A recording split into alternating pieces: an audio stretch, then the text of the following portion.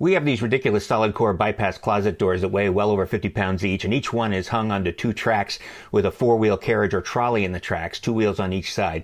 Everyone's hardware is different. This might be made by Johnson, I don't know, but here's how you get this door down.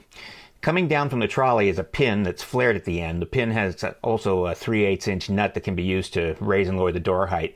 The pin rests in this U-shaped channel and nylon bushing, and the metal gate on the top closes to capture the pin in there. So the idea is to flip the gate open, then push the door up so the pin can slide out below the nylon bushing to the front porch of the bracket, if you will, and then up and away.